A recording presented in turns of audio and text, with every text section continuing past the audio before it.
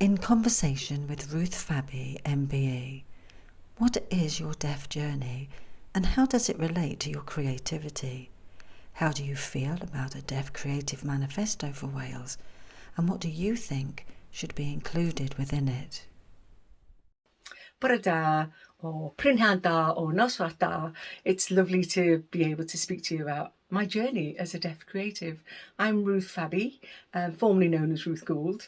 Been living in Wales and leading Disability Arts Cymru since August 2019, so 3 years ago this month.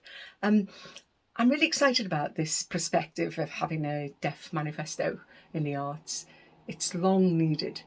And also the fact that our deaf voices are being held to shape the thinking and come up with solutions about where we need to be and what's stopped us being where we need to be.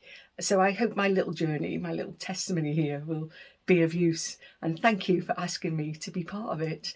I became deaf, well, actually born deaf, but I became diagnosed as a deaf girl when I was only 6 years old, and then I started wearing hearing aids. Before that, I was seen as someone who was educationally subnormal. I think a lot of deaf people at that kind of era in the 60s had that kind of a label put on them. My mother was quite embarrassed about me being deaf, and even at the age of 11, when my head teacher felt I should go to a deaf school, she refused outright to let me go. The fact that she was a teacher in the same school complex made her voice have weight. So I went into mainstream school with never having any support, apart from something that was once seen on a school newsletter: make sure Ruth sits at the front so she can see and lip read. Well, I'd never had lip reading tests or any help in that way. When it came to those career times at 16 and 17, thinking I'd never had any deaf positive role models in my life. I didn't know of any other deaf people, apart from my mother, who was deaf and only started wearing hearing aids when I was diagnosed at 6, but hid them and didn't let anyone know she was deaf at all. She used to put her hair over her ears and things like this. So there was a very twisted stigma in the family I was growing up with. But anyway, trying to look at what careers I could do. I really wanted to be a midwife and wanted to go nursing, and because of the way my ears operated, I often got infections. They saw me as a risk, and so I was prevented from being a nurse. I then thought I'd be a police officer. I really wanted to be part of the community, and they sent me for some hearing tests and quite bluntly told after an audiology exam, no way can you be a police officer, you won't be able to hear a thing. Still never, because everything happened to me as a child, no one had ever sat down with me and said, this is what your hearing is, this is what you can't hear, this is what you can do to help yourself. I had no support at all. I do remember doing some lip reading classes, not lip reading, elocution type exercises with a speech therapist when I was about 7 or 8 to try and make me sound better, but they just let me go. I did have a good reading age and I was able to lose myself in books and writing poetry. So that creativity was there. I did like to, and I know now I've got ADHD, I could never sit still. I was always dancing and moving and wanted to do dance. I was always getting into trouble for just being hyperactive, really. But everything about me was wrong. That was wrong. Being deaf was wrong. Things came to a head and I actually had to leave home quite dramatically, and I found myself just drifting, working in cafes and things and not really trying to get my life together, until after I'd had my baby. I got married at the age of 22. I went to a dance school to exercise, to get actually fitter and in better shape after having a baby. But I found something ignited in me and got me able to dance and express the music more fully. And I felt, this is what I want to do. I want to be an artist and perform and dance and things. I then saw there was a 3-year course at Liverpool Theatre School, and I thought, well, can I go for that? I'm kind of seen as a bit too old, and I applied and got in, and that was the start of my artistic training. I went in as a dancer, but part of the course meant you had to do speech and drama, which I'd love to do, but I didn't want to speak in public because I was ashamed of my deaf voice.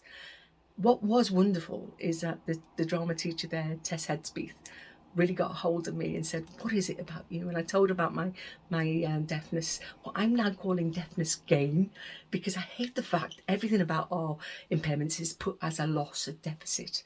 There's actually skills we get from these things that happen to us in our lives. And she just helped me with my articulating organs to actually tighten my tongue tip, tighten my soft palate, hard palate. And so I started to do more drama and things. And I've never stopped doing drama and things. And I didn't actually know about the world of disability and deaf arts culture until a few years later.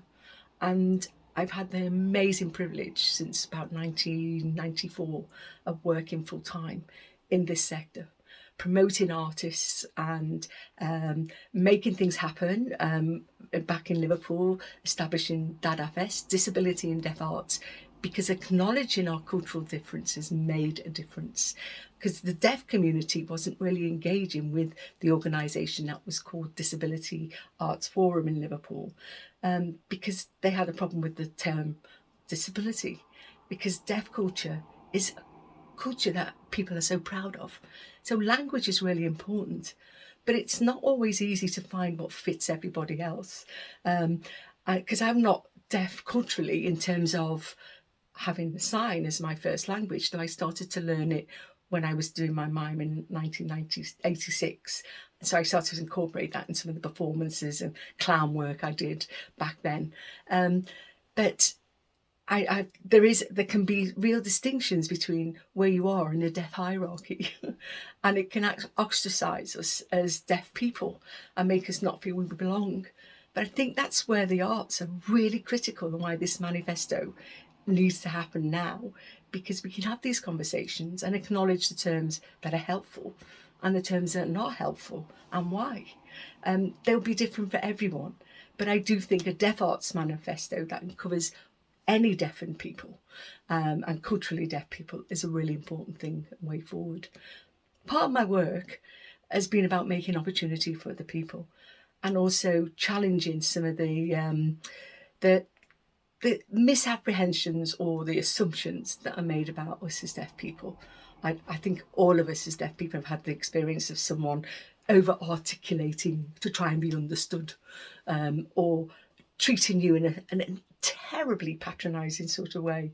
I mean, I've actually brought that into my creative work. I've got a lovely piece of drama I do saying, excuse me, can you say that again? Excuse me, you look stupid over articulating, or anything to try and let people to realise, just treat us as ordinary. And yeah, there's so much in what we can do through the arts to show people's misapprehensions as they've grown up. There's the stereotypical feelings they have around deaf people, particularly in this case. I think part of my work, working in disability arts, first Manchester, Liverpool, now Wales, has been changing and challenging those assumptions through the arts, but also challenging the social justice issues that prevent us from having the same role and equality as other people, as performers or artists or creatives. Making a way for other people is such an important thing, but it's not. A lot of it can be around access and support, but it's not a one size fits all. People assume because they hear I'm deaf, I want a British Sign Language interpreter. I actually fare better when I actually work with a sign-supported lip speaker, where they use sign to support the lip patterns they're making, because not all lip patterns will give you the truth of what someone's saying. When I came across that only 10 years ago, it liberated me in an amazing way. And I started to go more international in making the connections with the work I was doing then, and I visited different countries. Access to work has been a service which has paid for that, which has kept me in a job and enabled me to work, and also to go to these international places and to have a lip reader, speaker, and a note taker has given me the access to be part of that. They're very unique to me, those sorts of services, but every deaf person will have something different that they will need. So we can never get a prescriptive list that will cover everything. What we need is a conversation that's put through the manifesto that says you need to create space for people to say it as it is for them, and without people misunderstanding or assuming or thinking, oh no, you can just have a note taker and nothing else. It can be the environment we're in. Hard surfaces in a lot of halls are just a nightmare when you're dealing with tinnitus and another kind of hearing issues, with the way you get sound into yourself. Gosh, there's so much I could say on this, but I know part of wanting to talk to me is about my creative journey, and it has been scary for me, particularly when I was going through the dance course, because I was so ashamed of being deaf, and so aware that I was a burden on other people, that I never really caused any friction or would ever say what I really needed. I didn't know I could, because just to be there was enough. But when I think back of all the missed opportunities, like I didn't manage to get good dance grades because I couldn't follow things when we were doing floor exercises. Trying to lip read someone following around the room with your head bending back just didn't work. People just didn't understand that I needed to see them full on to know where I was going. But also the instructions were so fast when we were doing dance routines, I could never hear them. And so it looked like I could never really dance because I was always behind people. Even when I started being braver and started doing my speech work in theatre, and we had to do Shakespeare and these sort of things, I would get mocked and laughed at by some of the other students in the room because I didn't sound right. And what was quite interesting for me, I went through the Lambda and Guildhall exam routes, and I actually by accident found my last Guildhall paper, no, Lambda paper, sorry. I was going for my Lambda acting, the final grade. I've gone right through everything, got my gold medal and everything. I was going for the final one, and I was actually, I failed because they said the sounds you make are weird and you've got a strange accent. We can't figure it out. Your tongue tip is loose. So they were going on, not about my acting ability, but the way I sounded and spoke. And it was like there was this ideal that we had to speak the Queen's English. And if you didn't have that articulation, you were not good enough and you would fail. I'd worked hard to be able to be understood, yet it wasn't good enough. What that did to me as a person who wanted to act was like, oh, I'm a liability. I can't do this. So I concentrated on writing things for other people and directing and putting productions on. And then moving into disability and deaf arts, that kind of role has continued for me. And I've loved it and I won't regret it. I don't regret putting my creative side on hold while I was doing all that kind of work, which is coming up 28 years. It's a long time. It has been interesting, though, to see how quickly in a generation tolerance for the different voice and the different body and the different way of thinking and seeing and being is being adopted into the mainstream arts culture now. To see productions where deaf voices are on the stage, it's wonderful. I couldn't get there. I was failed. So we are able to challenge some of those things. And I think some of the values we have on what we do when we're actually assessing work really limit where people are at. It parallels with a lot of isms in all that, racism and sexism and ageism, disableism, ableism. I don't know if deafism is a word, but that doesn't sound right because deaf culture is something I'm really proud of. But people do put limits on what we can do, which is no fault of our own. The manifesto really does need to articulate all those sorts of things, know what's out there for people to get support, know how to challenge the keepers of those arts, organisations, institutions, to take those people they've absolutely omitted.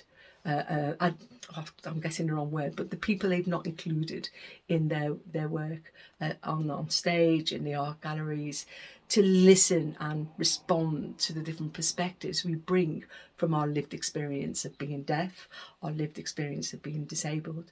But it's also about having those policy thinking and the social model of disability.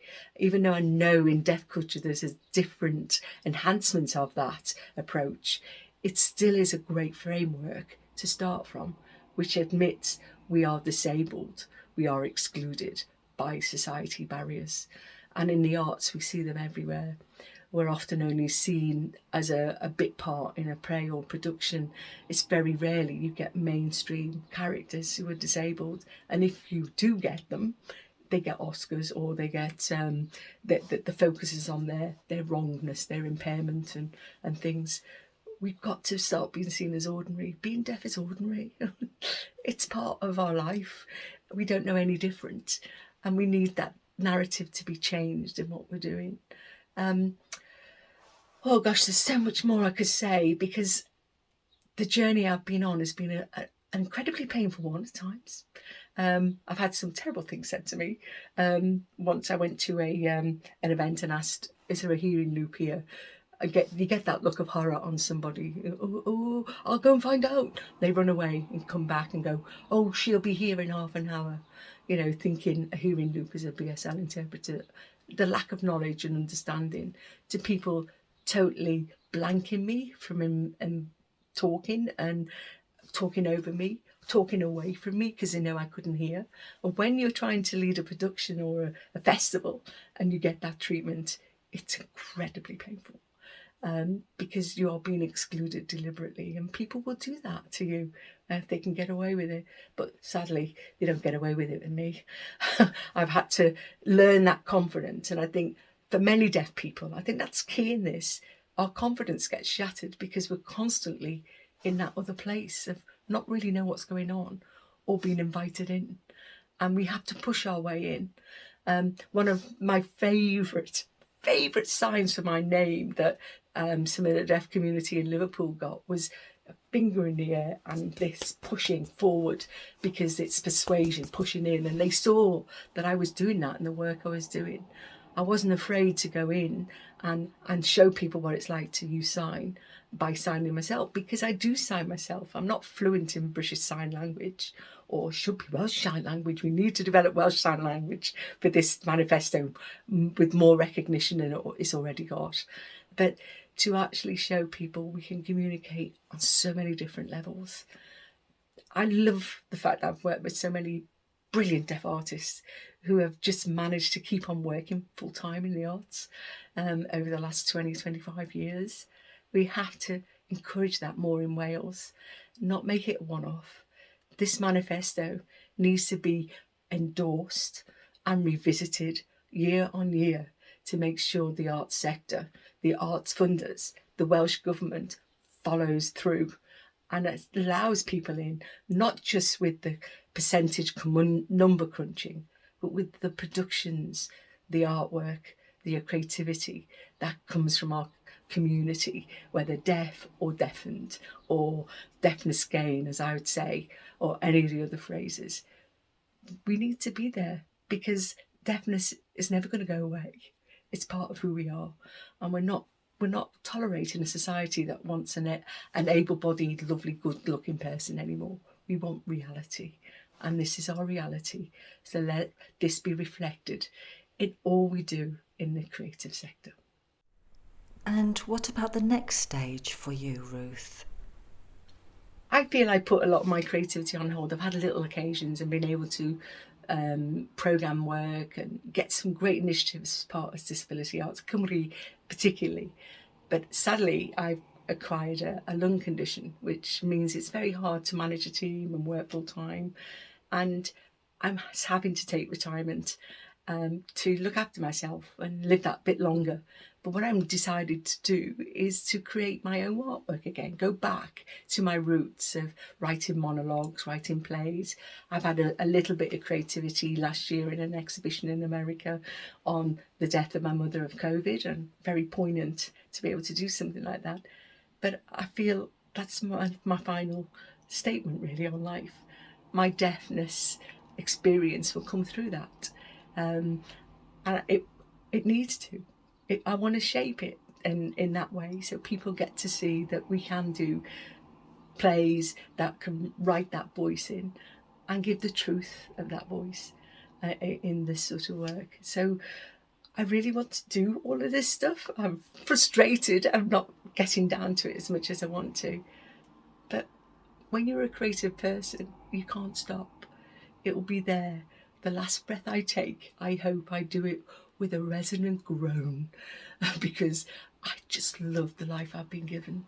I couldn't have said that years ago, but now I can.